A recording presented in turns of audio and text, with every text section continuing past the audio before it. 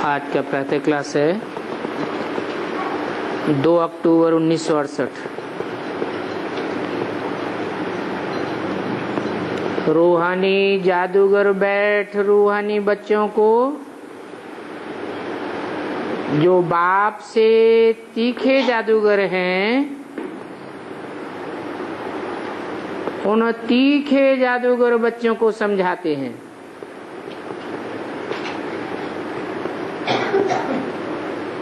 पूछते हैं तुम यहाँ क्या कर रहे हो? यहाँ बैठे बैठे कोई चुरपुर न हो संकल्पों की। बाप अथवा साजन सजनियों को युक्ति बताए रहे हैं कि जब बाप के सामने बैठते हो तो संकल्पों की कोई धमा चौकड़ी नहीं होनी चाहिए। साजन कहते हैं यहाँ बैठे बैठे तुम क्या करते हो? अपन को तुम ऐसा लक्ष्मी नारायण जैसा श्रृंगार रहे हो, ऐसा कोई समझेगा?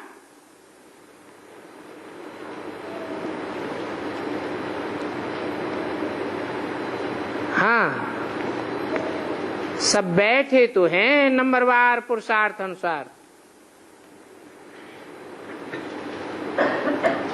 तो बाप कहते हैं यहाँ श्रृंगारी बनना है।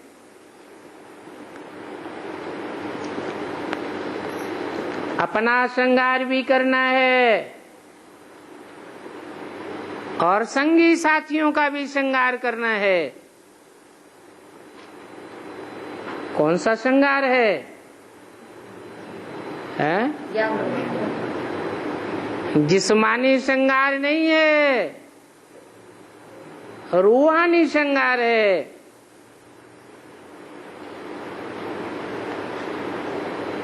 तुम्हारी एम ऑब्जेक्ट ही ये है, भविष्य में पुरी में जाने के लिए।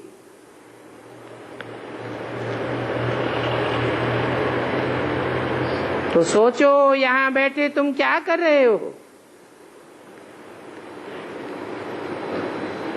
क्या पैराडाइज की श्रृंगार के लिए पुरुषार्थ कर रहे हो?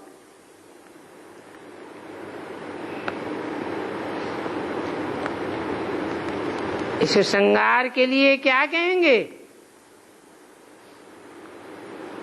कमाई कहेंगे। अल्पकाल की कमाई है या सदाकाल की कमाई है? सदाकाल के लिए तुम्हारी पर्सनालिटी संवर जाती है तो कमाई हुई ना। यहाँ बैठे बैठे तुम अपन को चेंज कर रहे हो। उठते बैठते चलते बाप ने तुमको ये मन मनाभव की चाबी दी हुई है।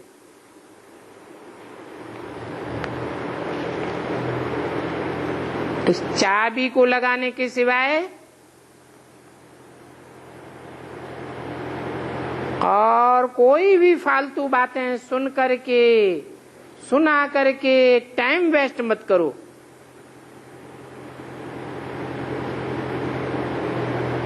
तुम अपने श्रृंगार में लगे रहो। दूसरा करता है वा नहीं करता है, इसमें तुम्हारा क्या जाता है? तुम अपने पुरुषार्थ में तल्लीन बने रहो।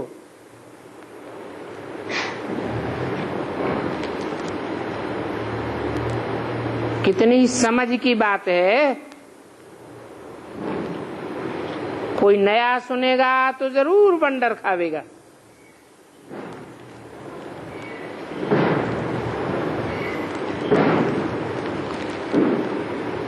तुम्हारे में भी कोई तो अपना श्रृंगार कर रहे हैं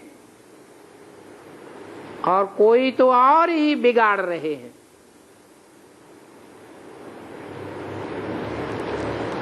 कोई झरमुई झगमुई की बातें बुद्धि में चलती रहती है,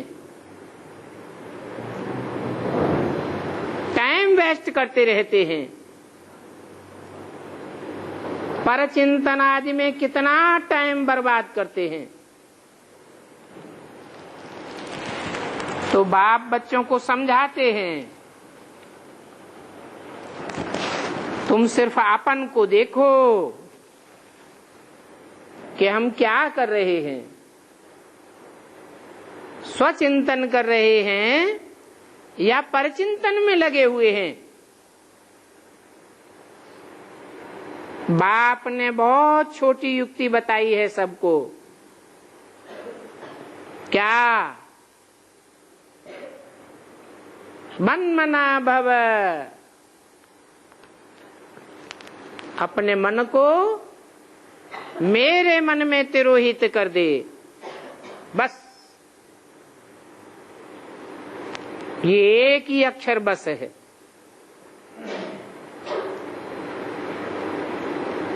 तुम बैठे तो यहां हो, परंतु बुद्धि में है कि सारा सच चक्र हम कैसे फिरते आए हैं।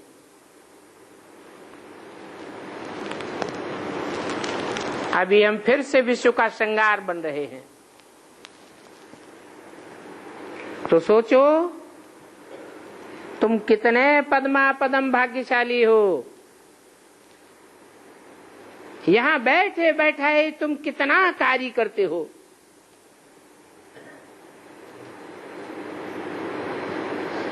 कोई हाथ पांव तो नहीं लगाते हो, सिर्फ मन बुद्धि से विचार करने की बात है। तुम कहेंगे हम यहाँ बैठे बैठे ऊंचे ऊंचे विश्व का श्रृंगार कर रहे हैं। तो देखो ये मन मना भव का अक्षर कितना अच्छा है। इस योग से ही तुम्हारे सभी पाप भस्म हो करके तुम्हारी आत्मा कंचन बन जाएगी। आत्मा में से सारी खाद निकल जाएगी।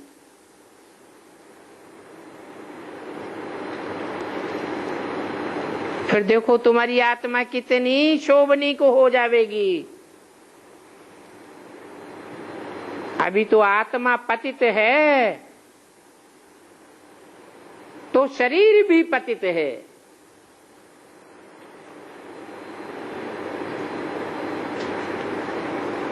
पतित शरीर की कालिमा में पतित आत्मा देखने में आती है।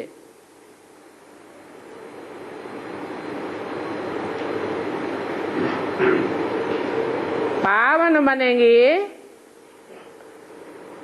तो देवताओं मिसल तुम्हारे वाइब्रेशन से, दृष्टि से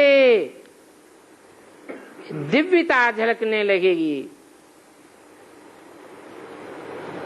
तो कमाल है ना। अभी देखो शरीर की हालत कैसी है, फिर तुम्हारी आत्मा और काया दोनों कंचन बन जाएगी। तो अपन को ऐसा श्रृंगार करना है और साथ साथ दैवी गुण भी धारण करने हैं। बाप को याद करने की बात है।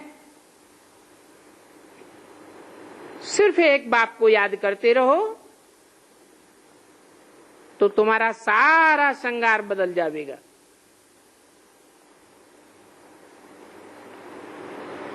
फिर तुम बाप से भी बड़े जादूगर हो जावेंगे।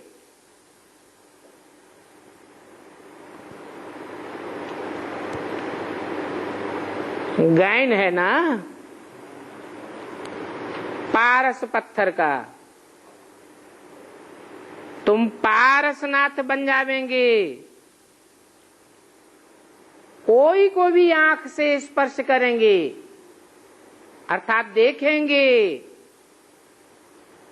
कोई तुम्हारे दो बोल सुनेंगे, थोड़ा भी संपर्क संसर्ग में आवेंगे, संबंध में आवेंगे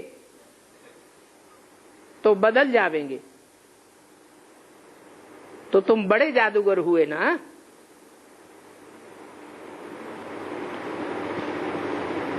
तुमको युक्ति बताते हैं, ऐसे ऐसे करने से तुम्हारा श्रृंगार बन जाएगा। अपना श्रृंगार न करने से मुफ्त अपन को नुकसान पहुंचाते हो।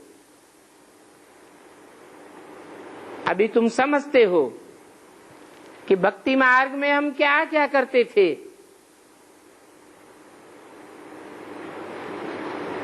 सारा श्रृंगार ही बिगाड़ कर क्या बन पड़ा है।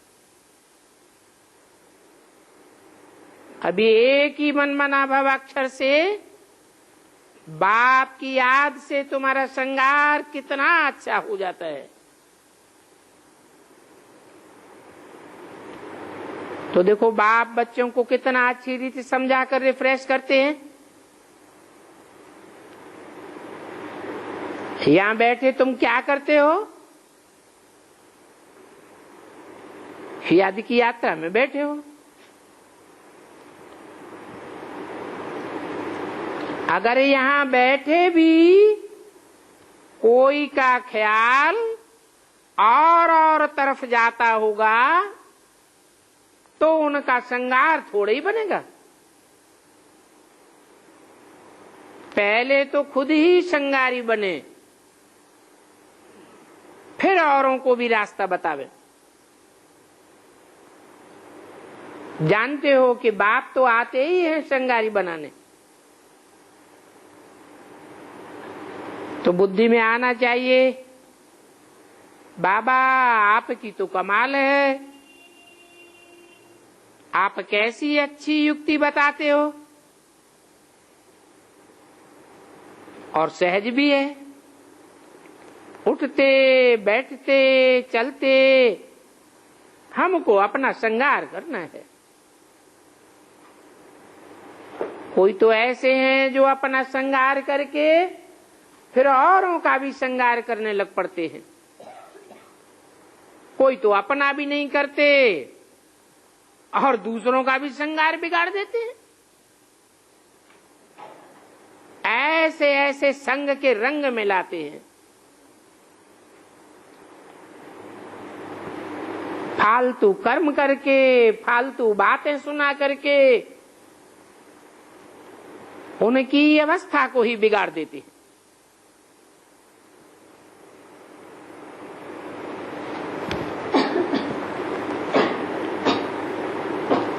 खुद भी श्रृंगारी बनने से रह जाते हैं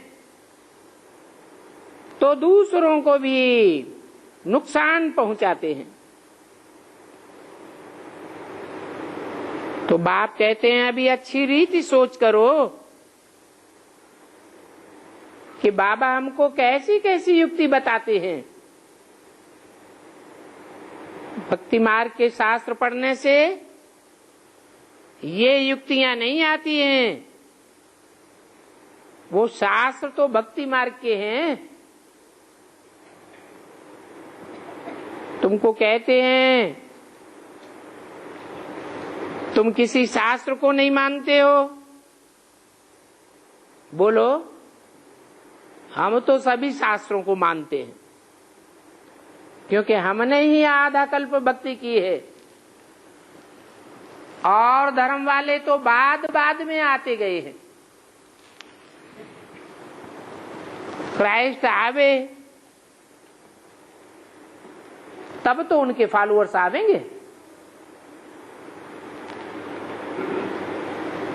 शंकराचार्य आवे तब उनके फॉलोअर्स आवेंगे।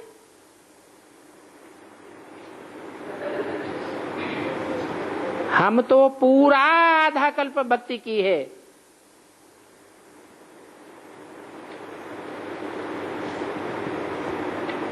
शास्त्र आदि पढ़े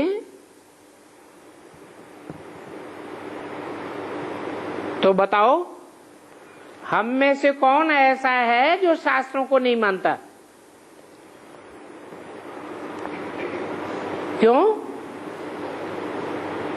क्योंकि रात होती है तो दिन भी होता है, दिन होता है तो रात भी होती है। ब्रह्मा का दिन और ब्रह्मा की रात गाई हुई है। ब्रह्मा के दिन में सोजरा होता है, ब्रह्मा भी सोजरे में होगा तो ब्राह्मण भी सोजरे में होते हैं। ब्रह्मा की रात होती है तो ब्राह्मण भी अंधेरे में आ जाते हैं। तो हम तो शास्त्रों को भी मानते हैं। ये बेहद का दिन और बेहद की रात है। बेहद के दिन में एक ज्ञान सूर्य का प्रकाश होता है, वो है सतयुग और त्रेता रूपी दिन, जहां एक बाप का ज्ञान का प्रकाश हर मनुष्य आत्मा में सार रूप में समाया हुआ है। क्या है सार? मैं आत्मा ज्योति बिंदु। हर सेकंड ये सार समाया हुआ है।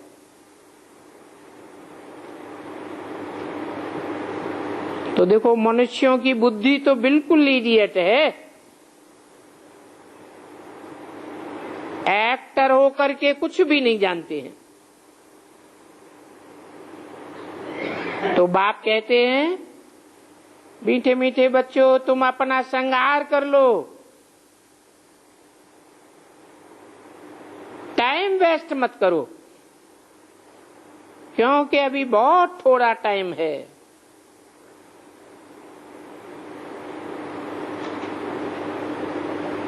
समय की इस गुह्य गति को समझने के लिए बड़ी विशाल बुद्धि चाहिए। आपस में बहुत प्रेम से रहना चाहिए।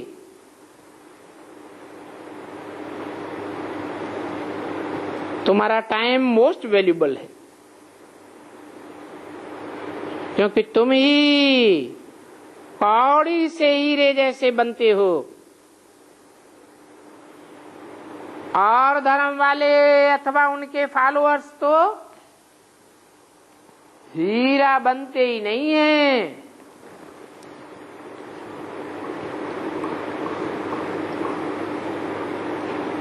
तो मुफ्त में थोड़े ही इतनी बातें सुनते हो। ये कोई कथा है क्या? बाप तो एक ही अक्षर सुनाते हैं। जो बड़े बड़े आदमी होते हैं उनको जास्ती बात थोड़ा ही करनी चाहिए। बाबा तो सेकंड में जीवन मुक्ति देते हैं।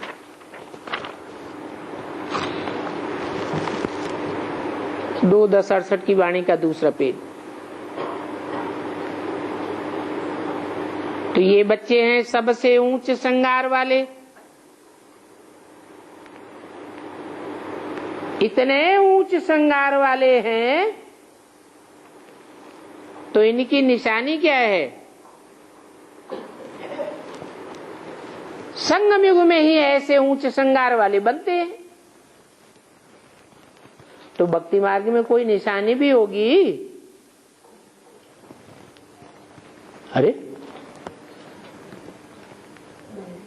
अरे कितने सुंदर सुंदर देवी देवताओं के श्रृंगारे हुए चित्र बनाए जाते हैं, मूर्तियां बनाई जाती हैं, देखने से ही खुश हो जाते हैं।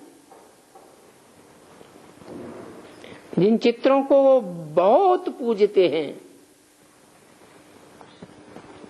जितना बड़ा आदमी होगा उतना बड़ा मंदिर बना देंगे और उनके बड़े बड़े श्रृंगार करेंगे।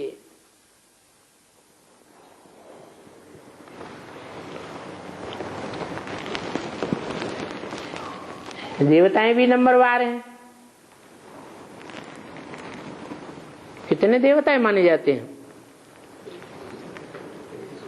हैं? 33 करोड़ देवताओं की मान्यता है। एक से एक बढ़कर के छबीले, श्रृंगारे हुए, परंतु सबसे जास्ती श्रृंगार किसका है? लक्ष्मी नारायण का। विष्णु का श्रृंगार कितना करते हैं?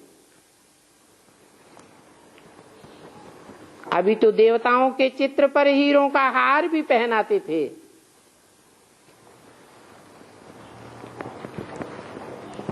आगे ऐसा करते थे। बाबा को तो बहुत अनुभव है। बाबा ने खुद भी हीरों का हार बनाया था लक्ष्मी नारायण के लिए। वास्तव में तो इन्हों की जैसी पहरवाइश यहां तो कोई बनाए भी नहीं सकता। और तुम अभी बनाए रहे हो, वो भी नंबरवार पुरुषार्थ अनुसार बनाते हो। तो बाप समझाते हैं, बच्चों अभी अपना टाइम वेस्ट मत करो। न अपना टाइम वेस्ट करो, न दूसरों का टाइम वेस्ट करो। बाप युक्ति बहुत सहज बताते हैं। मुझे याद करो तो तुम्हारे पाप कट जाएंगे। पक्का कर लो कि याद बिगर इतना श्रृंगार हो नहीं सकेगा।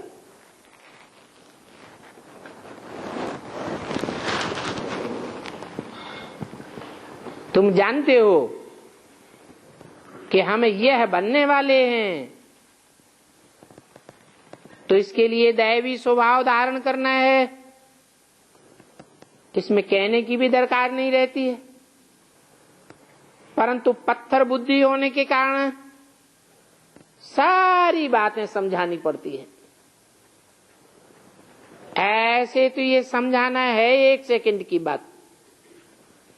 बाप कहते हैं, मीठे मीठे बच्चों, तुम अपने बाप को भूलने से कितना श्रृंगार खत्म कर देते हो। बाप तो कहते हैं, चलते फिरते उठते बैठते अपना श्रृंगार करते रहो।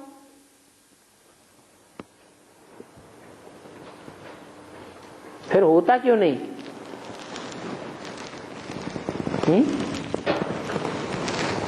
चलते फिरते उठते बैठते हर समय याद ठहरती क्यों नहीं है?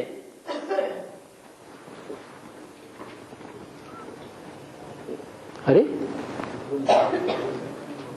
क्योंकि माया भी अपोजिशन करती है। ये माया क्या चीज है?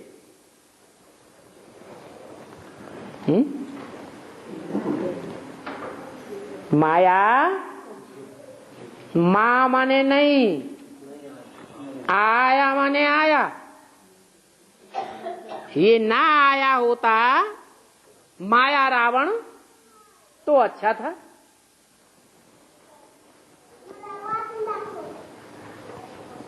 अब माया या तो कोई पुरुष के रूप में आती है, या तो कोई स्त्री चोले के रूप में आती है, या तो कोई पदार्थ के रूप में आती है।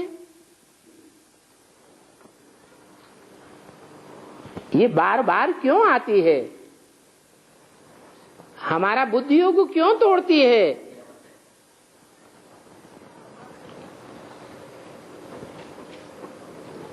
बिना बुलाई आती है क्या? नहीं, बिना बुलाए ही तो आती है। हम बुलाते हैं क्या? हाँ, हम तो और बाबा से कहते हैं, बाबा इस माया को समेट लो। तो हम थोड़े ही बुलाते हैं।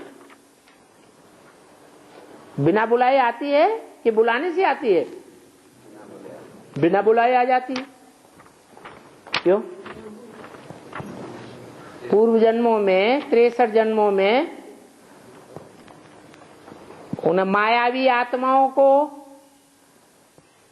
हमने आवाहन नहीं किया था, है? कोई दूसरे का आवाहन किया हुआ हमारे पास आ जाते हैं। अरे संग का रंग किसने लिया? हमने अपनी स्वेच्छा से लिया, यही तो कहेंगे।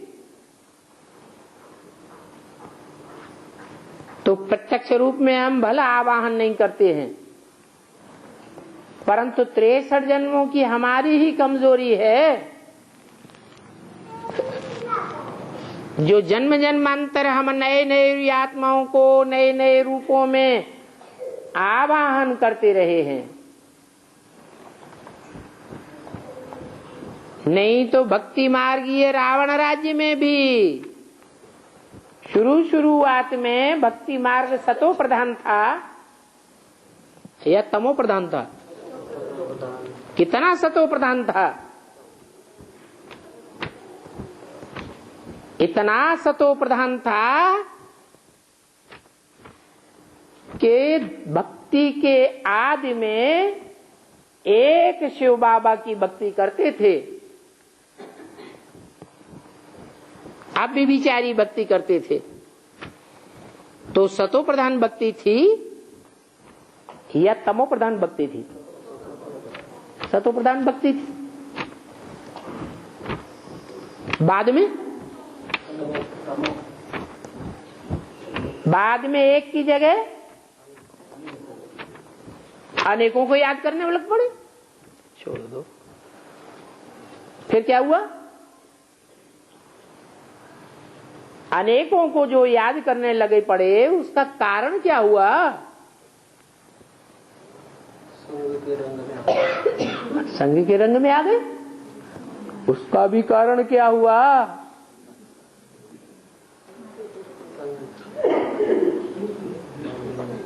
ढेर के ढेर लोगों के संग के रंग में 63 जन्म में आए, इसका भी कारण क्या हुआ? कारण माने बीज। बीजारोपण कहाँ हुआ? अरे 63 जन्मों में जो अब विचारी से विविचारी हमारी बुद्धि बन पड़ी, अनेकों को याद करने लग पड़े, इसका बीजारोपण हमने कहाँ किया? संगम युग में। तो अभी बुद्धि चलनी चाहिए, बात बुद्धि में बैठनी चाहिए। क्या हम दूसरों से भी कहते हैं कि बाप आया हुआ है? वो बाप सर्वव्यापी नहीं है। क्या है?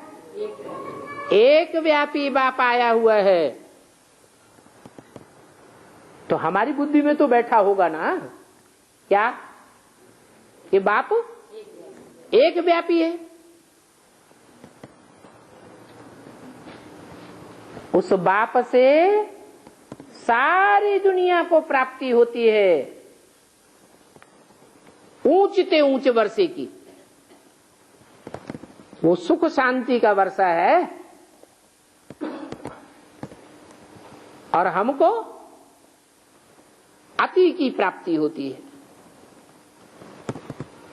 और धर्म की आत्माओं को आधा सुख और आधा दुख, और हमको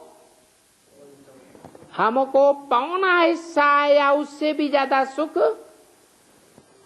बाकी चौथाई से भी कम दुख मिल, उसमें भी नंबरवार।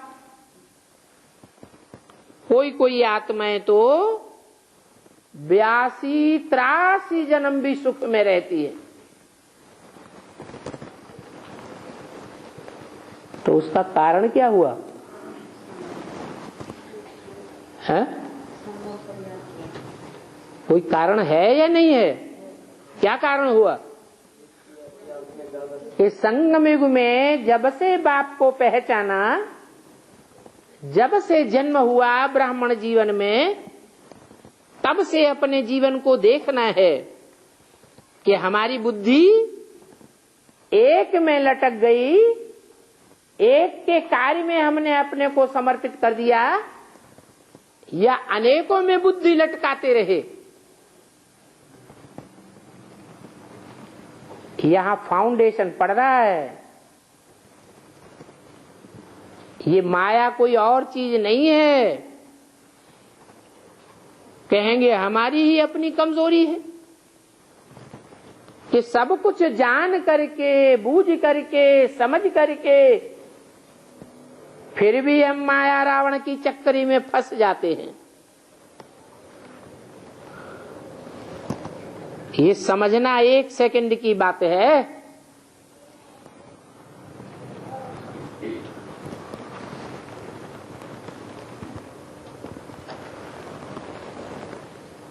माया कोई कम नहीं है,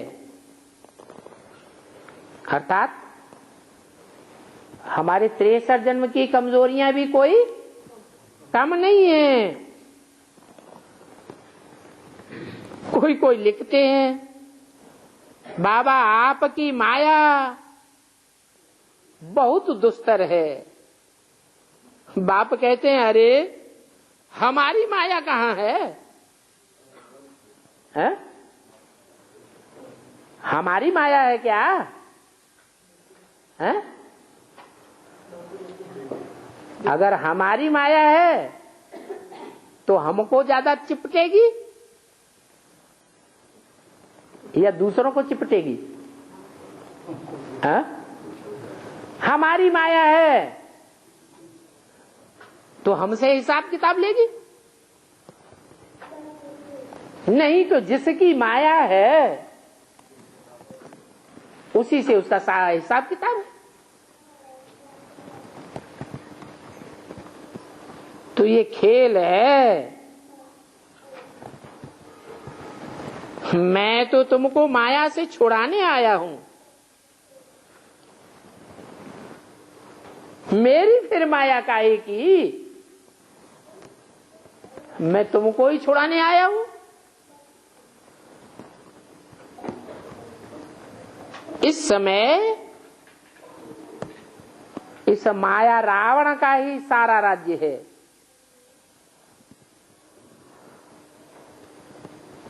तो बाप समझाते हैं जैसे रात और दिन में 1 सेकंड का भी फर्क नहीं हो सकता है, ऐसे ही ये राम राज्य और रावण राज्य में भी 1 सेकंड का फर्क नहीं है। ये बेहद की रात और बेहद का दिन है। अभी तुम बच्चे नंबरवार पुरुषार्थ अनुसार ऐसा श्रृंगार कर रहे हो।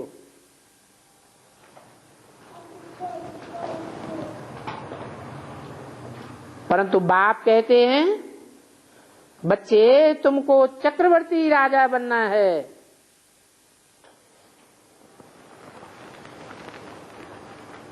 तो ये चक्र फिराते रहो। कौन सा चक्र है? ये स्वदर्शन चक्र फिराते रहो।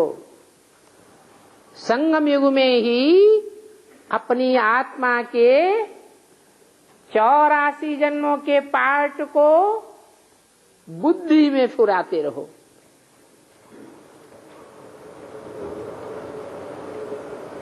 पास्ट का पुरुषार्थ, वर्तमान का पुरुषार्थ और पास्ट और वर्तमान के हिसाब से आने वाले भविष्य का पुरुषार्थ हमारे 84 जन्मों को डिक्लेयर करने वाला है। बल गृहस्थ व्यवहार में रहो।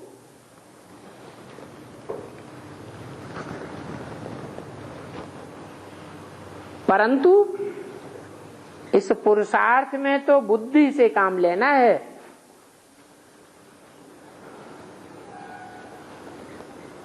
आत्मा में मन बुद्धि है ना, यहाँ बाप के पास तुमको बाहर का कोई गोरख धंधा नहीं है। यहाँ तो तुम आते ही हो अपन को श्रृंगार करने के लिए, रिफ्रेश होने के लिए। बाप पढ़ाते तो सभी को एक जैसा है। यहाँ बाप के पास आते हैं नए नए पॉइंट्स सन्मुख सुनने के लिए, फिर घर जाते हैं तो जो कुछ सुना वो बाहर ही रह जाता है।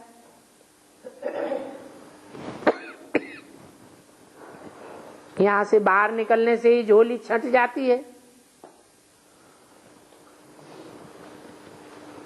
क्योंकि जो कुछ सुना है उन बातों पर अच्छी रीति मनन चिंतन मंथन नहीं करते हैं।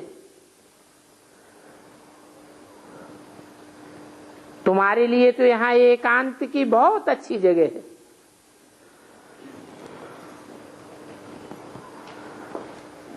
बाहर में तो खटमल फिरते रहते हैं। क्या नाम दिया है? ये क्या होता है? कीड़ा होता है। खट माने खाट और मल माने गंध। ये सतयुग में होता है क्या? सतयुग में खटमल नहीं होते हैं। कहाँ होते हैं? कलयुग में और ही जास्ती होते हैं। तो बाहर की दुनिया में तो खटमल फिरते रहते हैं, जो एक दूसरे का खून ही पीते रहते हैं। तो देखो, वर्तमान संगम युग में जो मौजों का युग है, इसमें खून पीने वाले तो तुम्हारे चारों ओर नहीं बैठे हुए हैं। तुम्हारे संकल्पों का खून तो नहीं पी रहे हैं। संकल्प शक्ति बाप की याद में लग रही है, या और खटमल हैं जहां बुद्धि जा रही है। खटमल काटता है तो बुद्धि रूपी हाथ कहां चला जाता है?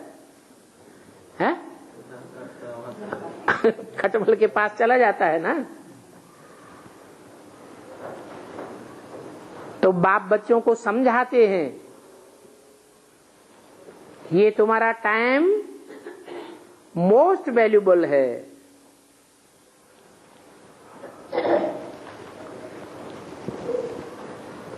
इनको तुम वेस्ट मत करो।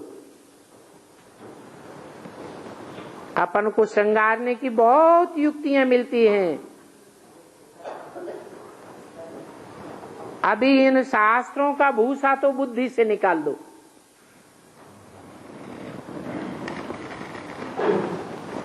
क्या शास्त्रों में क्या भरा हुआ है? सारा ही भूसा है।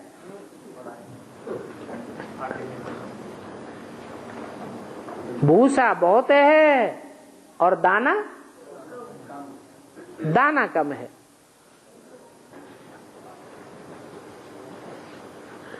तो भूसा हटाए देना चाहिए और दाना ग्रहण कर लेना चाहिए। दाना क्या है? दाना है सार। बीज को क्या कहते हैं? बीज को सार कहा जाता है। तो बाप सार की बातें शास्त्रों में से तुमको सुनाते हैं। बाकी जो बातें छोड़ देते हैं वो क्या है? वो भूसा है। उस भूसे से बुद्धि निकाल दो। मैं अभी सभी आत्माओं का उद्धार करने आता हूं।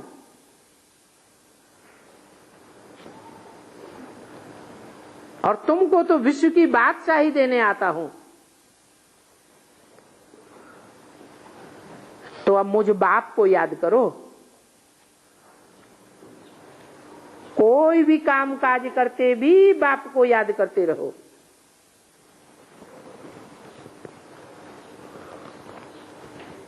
क्योंकि इतनी सभी ढेर की ढेर आत्माएं एक बाप की आशुक हैं। एक बाप है जन्म जन्मांतर का माशूक, और इतनी ढेर आत्माएं हैं आशुक।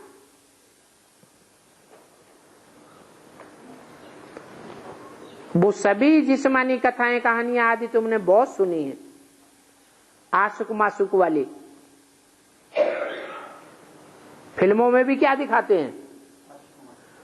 आशुक माशुक की कथाएं कहानियां बैठ बैठ बनाई। अभी बाप कहते हैं वो सब कथा कहानियां फिल्म आदि भूल जाओ, भक्ति मार्ग में तुमने मुझे याद किया और प्रतिज्ञा भी की कि हे भगवान जब आप आवेंगे तो हम आपके ही बनेंगे।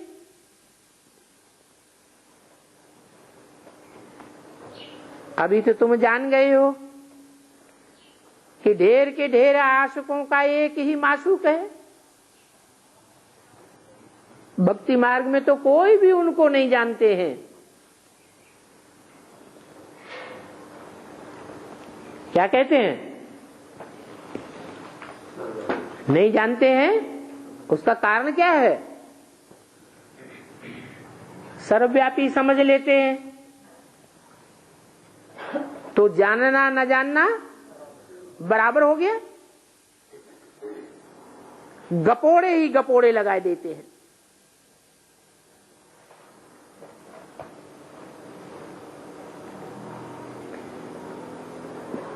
शास्त्रों में ही लिखा हुआ है,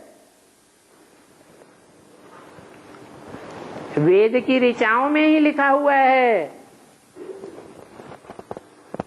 कि हे भगवान हम पहले तुम्हें सर्वव्यापी नहीं मानते थे, अब सर्वव्यापी मानते हैं।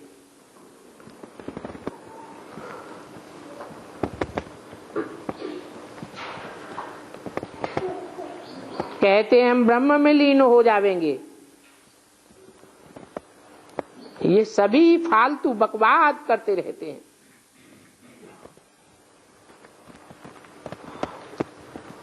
बाप कहते हैं एक भी मनुष्य मोक्ष को नहीं पा सकता, सदा काल के लिए ब्रह्म में लीन हो नहीं सकता। अल्पकाल के लिए हो सकता है?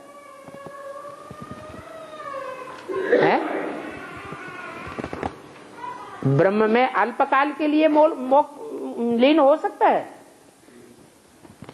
जैसे समंदर से एक चुल्लू पानी का लिया जाए,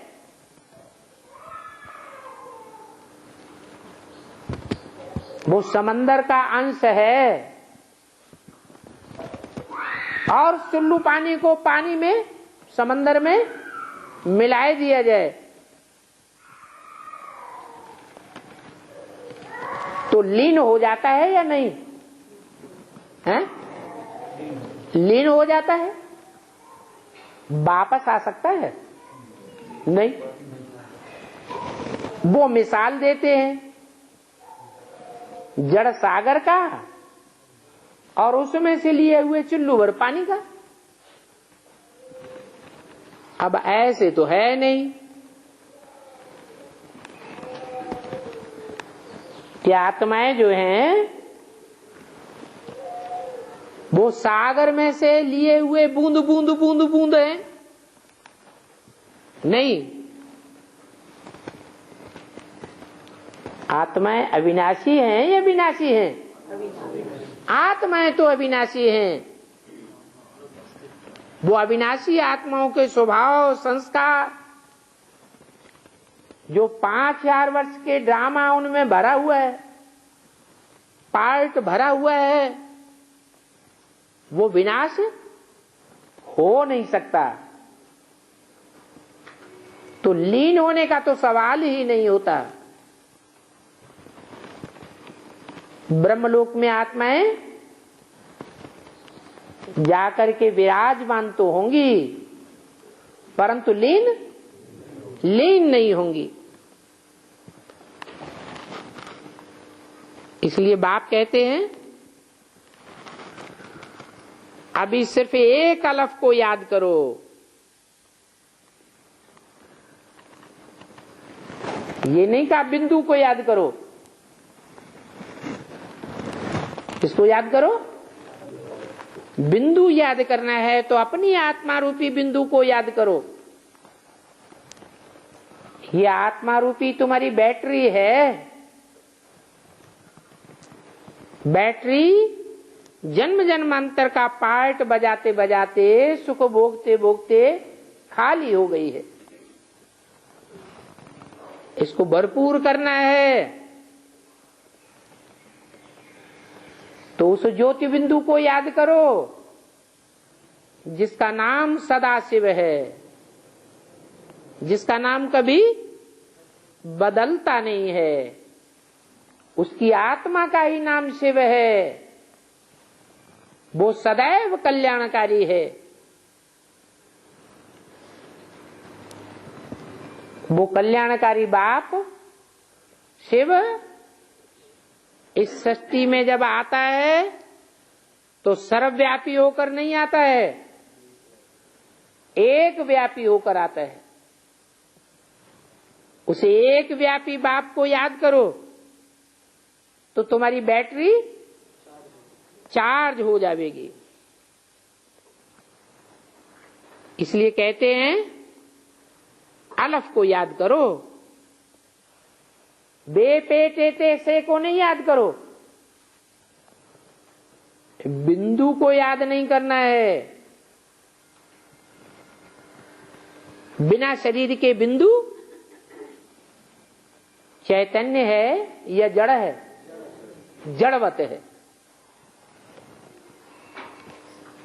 तुम्हें तो चैतन्य आत्मा का पार्ट बजाना है तो तुम्हारा ये श्रृंगार हो जाएगा। अभी तुम ये लक्ष्मी नारायण जैसे बन रहे हो तो तुमको स्मृति में आया कि अनेक बार हमने ये श्रृंगार किया है। कल्प कल्प बाबा आवेंगे और बाबा हम आपसे ही सुनेंगे, आपके सिवाय और कोई की भी बात नहीं सुनेंगे। कितनी गुही गुही पॉइंट्स बताता हूं। बाप ने कितनी अच्छी युक्ति बताई है। हम तो बारी जावेंगे ऐसे बाप पर। और ये भी जानते हो कि दुनिया में जो आशुक माशूक होते हैं वो सभी एक जैसे वफादार होते हैं कि नंबरवार होते हैं? नंबरवार होते हैं। एक जैसे तो नहीं हो सकते। और ये तो सभी आत्माओं का एक ही माशूक है।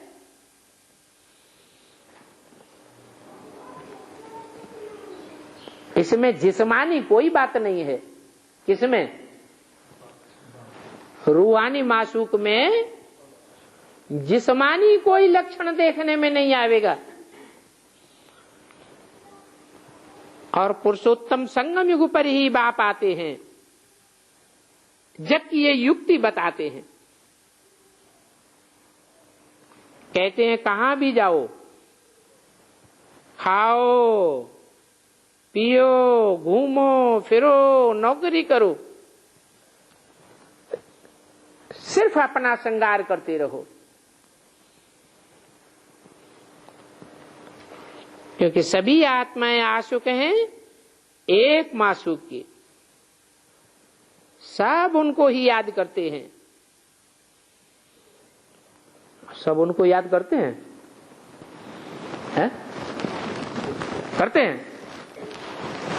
कहाँ याद करते हैं? सब थोड़ा थोड़ा याद करते हैं, नंबरवार याद करते हैं।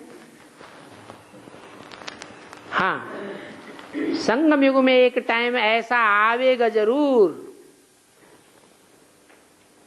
कि सभी आशुक आत्माएं उस एक मासूक बाप को याद करेंगी और कुछ भी उनको याद नहीं आवेगा।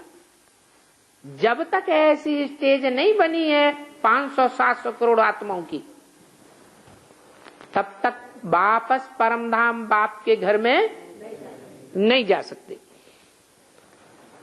तो उस समय के लिए बोला सभी उसे एक मासूक बाप को याद करते हैं। कोई कोई बच्चे कहते हैं हम तो 24 घंटे याद करते हैं। क्या तो झूठ कहते हैं या सच्चा कहते हैं? परंतु सदैव तो कोई याद ही नहीं कर सकता। क्यों नहीं याद कर सकता है? क्योंकि फाइनल पेपर होता ही तब है जब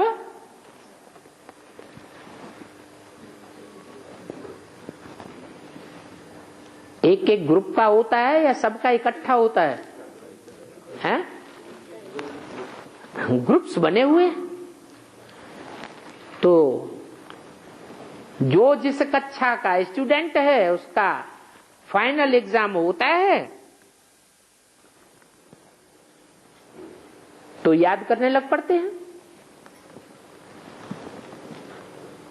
परंतु अभी कोई 24 घंटे याद नहीं कर सकते।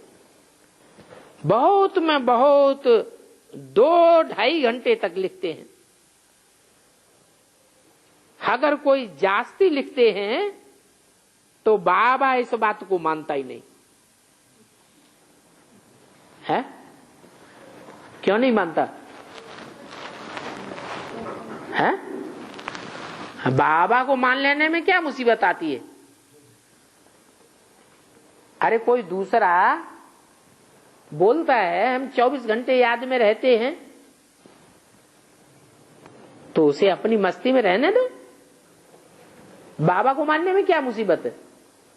नंबर डिक्लेयर हो चुका है। हाँ, क्योंकि बाप कहते हैं मैं जिस तन में आता हूं उसका नाम ब्रह्मा रखता हूं। तो पहले तो ब्रह्मा, बाद में नंबरवार ब्राह्मण बच्चे। तो बाप कहते हैं कि तुम दूसरों को स्मृति नहीं दिलाते हो तो कैसे समझें तुम याद करते हो?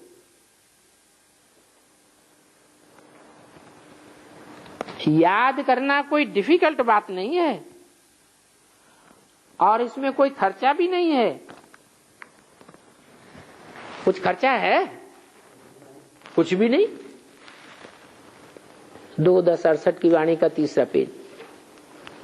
बेहद के बाप को सिर्फ याद करते रहो तो तुम्हारे पाप कटते जाएंगे। दैवी गुण भी धारण करने हैं, क्योंकि पतित तो कोई आत्मा शांति धाम व सुख धाम में जा ही नहीं सकती। बच्चों को कहते हैं सभी अपन को भाई भाई समझो।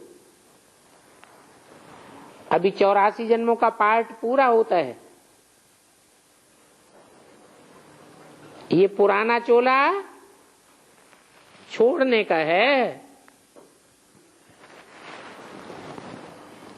ड्रामा देखो कैसा बना हुआ है।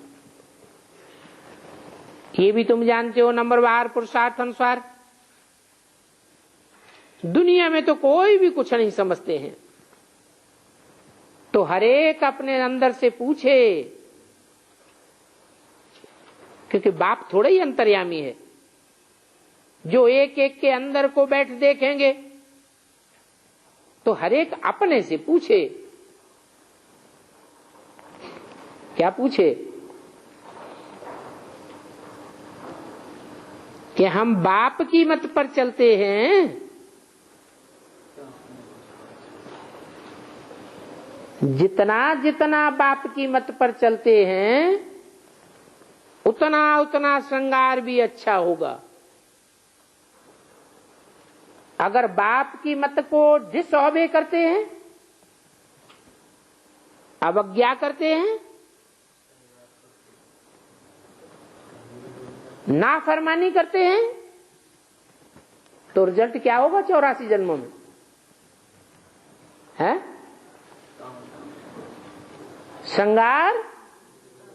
श्रृंगार बिगड़ जाएगा। क्योंकि जब नाफरमानी करते हैं बाप के सामने, तो देवान आता है या नहीं आता है? अपना देह अहंकार आ जाता है। तो बाप 5 विकारों में से 4 विकारियों को तो पूरा ही माफ कर देते हैं, लेकिन अहंकारी को माफ ही नहीं होती है। सारा श्रृंगार बिगड़ जाएगा।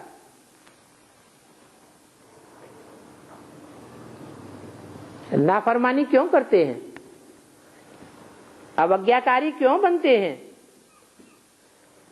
क्योंकि एक दो की उल्टी बातें सुन सुन करके और फिर दूसरों को सुना करके अपना श्रृंगार भी बिगाड़ते हैं और दूसरों का भी बिगाड़ देते हैं। तो बच्चों को इसी धुन में लगा रहना चाहिए कि हम ऐसा लक्ष्मी नारायण जैसा श्रृंगार कैसे धारण करें। बाकी तो जो कुछ है वो सब ठीक ही है ड्रामा प्लान अनुसार। पुरुषार्थ करने के लिए क्या चाहिए? पुरुषार्थ ठीक से चलता रहे, अच्छे से अच्छा भी चल सकता है, मीडियम भी चल सकता है, लेकिन उसके लिए वो खास बात क्या है जो चाहिए, जिसके बगैर पुरुषार्थ होना मुश्किल है, जिसकी गारंटी भी बाप ने दी हुई है। हाँ,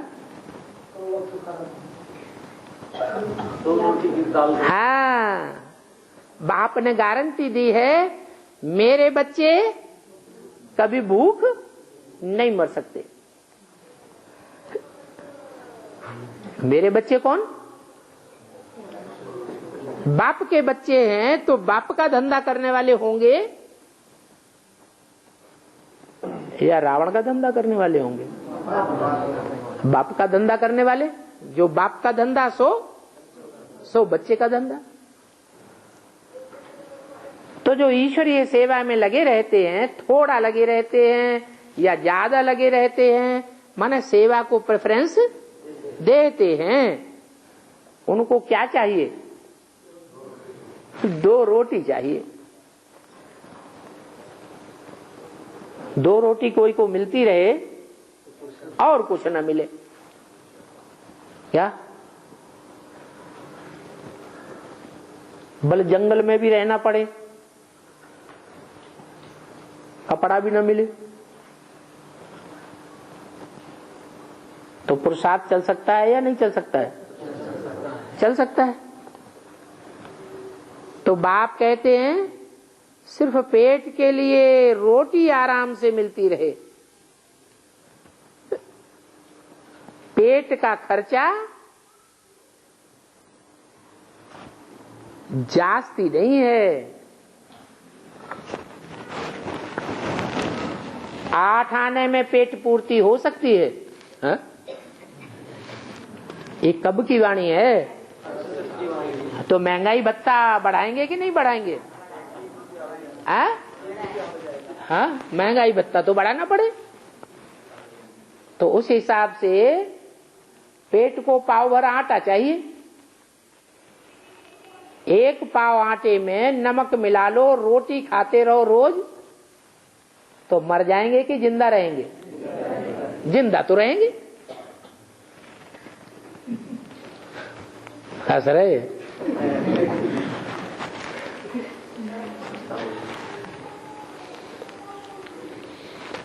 हाँ, बल लोक का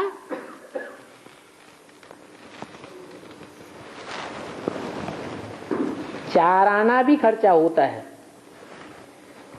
उस समय कोई होंगे ऐसे लोग जिनका 4 आना भी खर्चा होता है।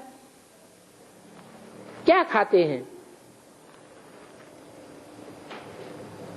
सिर्फ 2 रोटले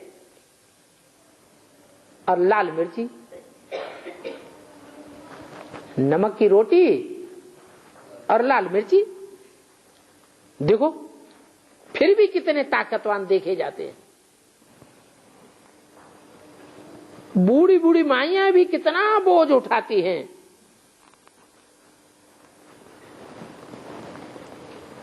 जाकर पहाड़ों पे देखो, उठाती है या नहीं? कितना बोझ उठाती है। तुमको रैल पने की आदत है और उन माइयों को गरीबी की आदत है। बल तुम सन्यासी हो, परंतु बेहद के सन्यासी हो, राजयोगी हो,